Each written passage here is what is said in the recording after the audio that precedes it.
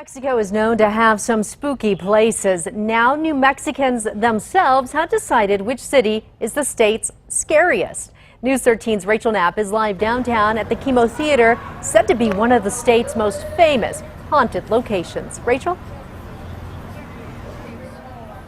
Yeah, Jessica, people have told me they felt a weird presence inside the Chemo Theater, as well as a few other spots around Albuquerque. But Albuquerque isn't the scariest city in the state. According to New Mexicans, it's a tiny town 200 miles away from here. Do you believe in ghosts? A little bit, yeah. Locals say New Mexico has a haunted history. You don't really know if it's true or not. People just say it because it's interesting. But is Albuquerque the scariest? New Mexicans surveyed by the tourism department say not even close. The Hertzstein Museum, Hotel Eckland, and the Union County Courthouse helped Clayton earn that title. The supernatural has been reported at those three spots in the tiny northeast New Mexico town. Another creepy claim to fame for Clayton: an outlaw named Black Jack Ketchum. Our great-great-great-grandfather was the sheriff back in the day that had actually captured Black Jack Ketchum as well as hanging him. One of the last hangings that actually happened in the state of New Mexico from a notorious train robber. That's Matt Medina's three-time great-grandpa, the sheriff, preparing for Black Jack's final moments. We're told the outlaw's head snapped off during the hanging, adding to the city's spookiness. It's pretty neat, you know. Unfortunately, it's that way, but it's pretty cool to have family history. Although Clayton was named the scariest town, other places in the state were highlighted by New Mexicans, like Dawson Cemetery near Cimarron, where two mining disasters left hundreds of miners buried there, and the Lodge in Cloudcraft, where legend has it Rebecca, the friendly ghost, haunts the halls. It's just something that we haven't figured out how to explain yet. It's not that it isn't real, it's just that we don't know what it is yet. The Chemo was also named as a notable haunted place in New Mexico. A 6-year-old boy named Bobby died in a fire here in the 1950s, and a lot of people think that he's been haunting the place ever since. Back to you. All right, thank you, Rachel. For the entire list of haunted spots throughout the state, just head to alwaysonkrqe.com.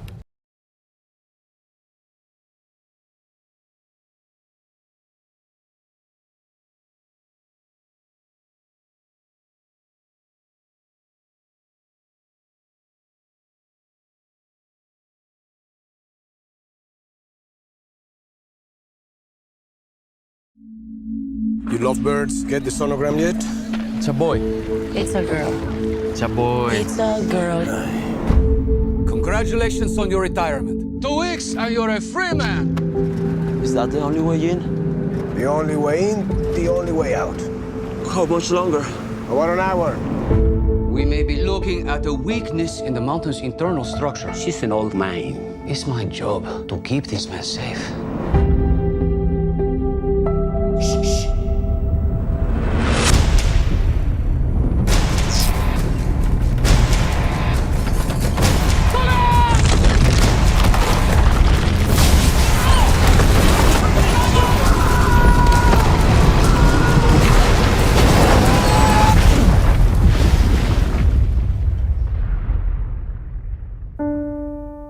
A serious accident just occurred at the San Jose mine.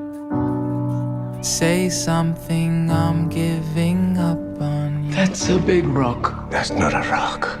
That's the heart of the mountain. She finally broke. And I 33 men trapped underground, and we don't even know if they're alive. We all know how this goes. The government tells us how much they care, and they do nothing. was over my head. How long do they have? There's food and water for 3 days. At all.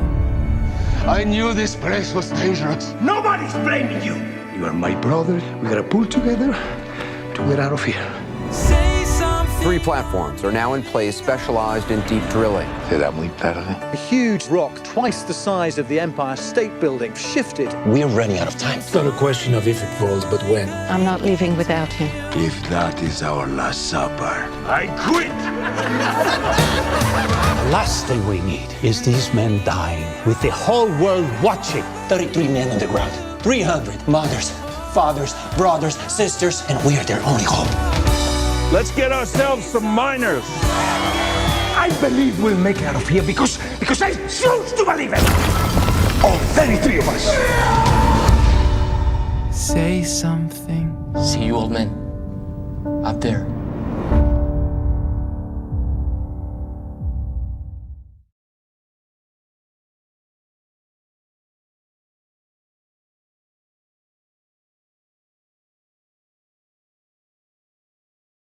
Thank God there's no videos surrounding this case.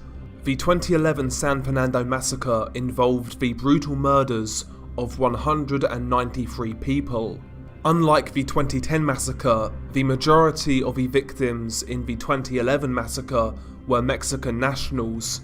Much like the 2010 massacres, essentially the Los Zetas hijacked numerous buses on the Mexican Federal Highway 101 in San Fernando. Allegedly, it was the Los Zetas high-up Miguel Trevino Morales who ordered these hijackings. Once the coaches were hijacked, they were driven deep into the Mexican countryside in Tamaulipas, in the middle of nowhere. Nobody would hear their screams. Once the buses reached their destination, essentially the Los Zetas gunmen separated the passengers into different categories. Able-bodied and fighting-aged men were essentially put into pairs, and they were ordered to fight each other to the death.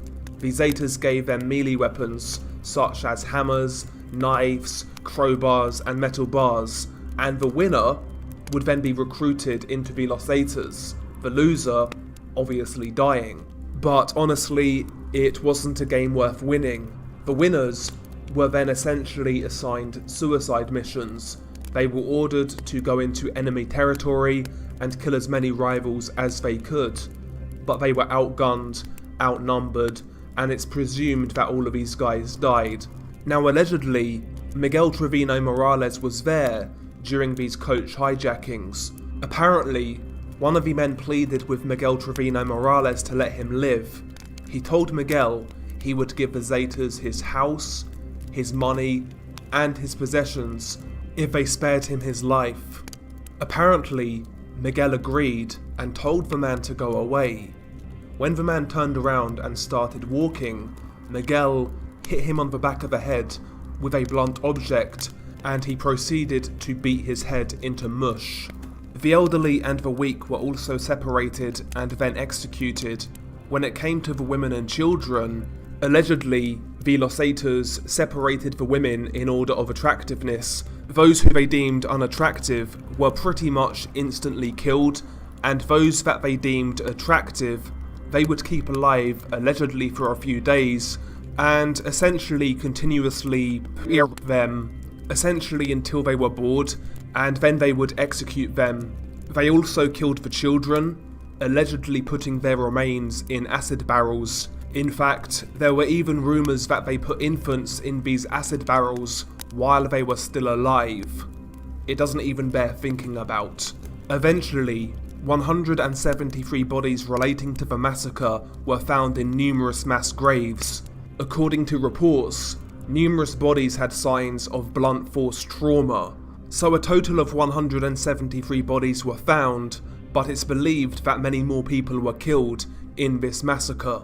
And again, according to Los Zetas members who were arrested after this incident, apparently the motive was that the people who were killed during this massacre all had allegiances to the Gulf Cartel. Now, I find that very hard to believe.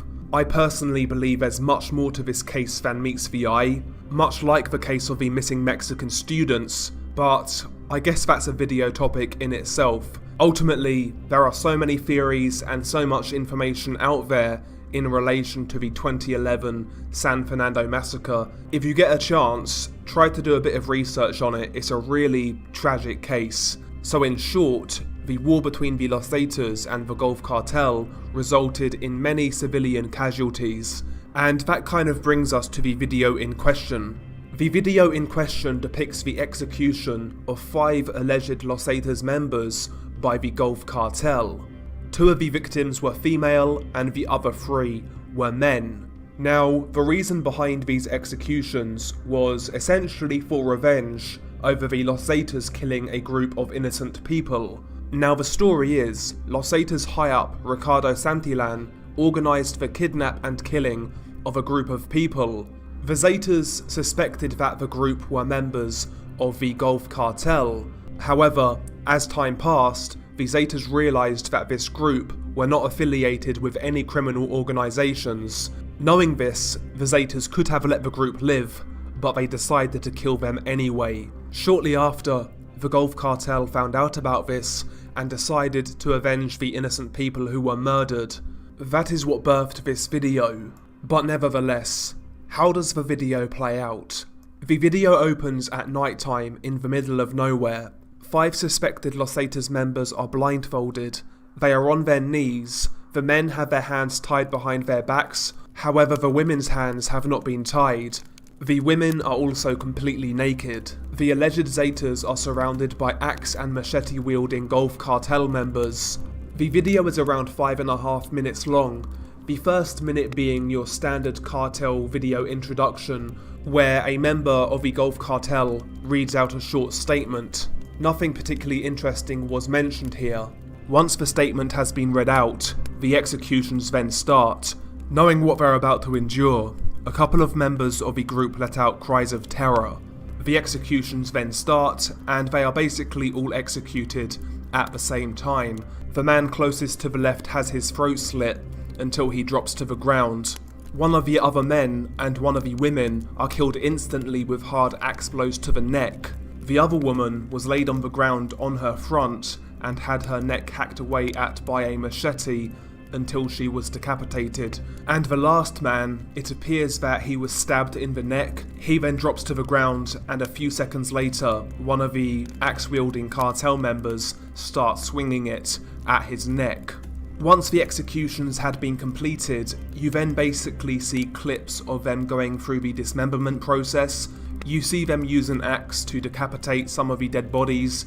You see them hack limbs off with machetes, and in the background there is a barrel with hot coals underneath, and the barrel is steaming. I'm assuming it's got boiling water in it. So they would essentially dismember body parts and then put the body parts in the boiling water. Now, where I saw this video, the title indicated that it was acid, but I don't think that's the case. You can see hot coals under the barrel, and in my opinion, more than likely, it was boiling water.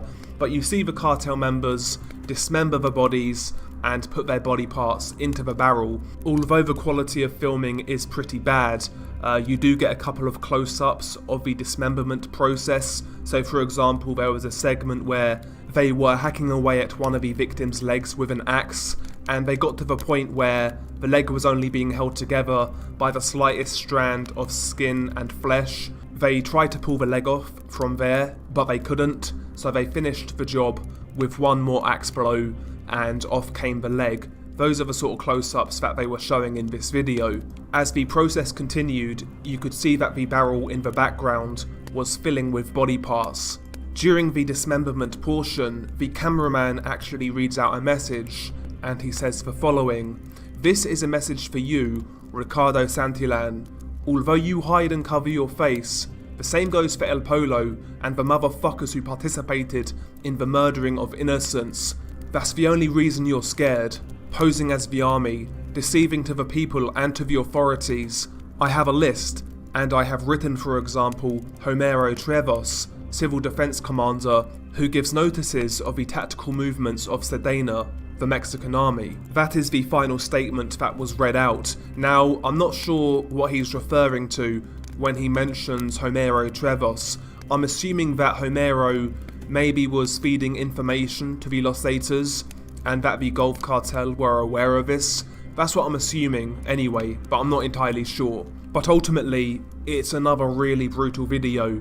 Again, allegedly, this was the Gulf Cartel avenging innocent people who the Los Zetas killed, and I have no doubt that the Los Zetas did what they were accused of, because the Zetas in their day were arguably the most brutal cartel Mexico and the world has ever seen.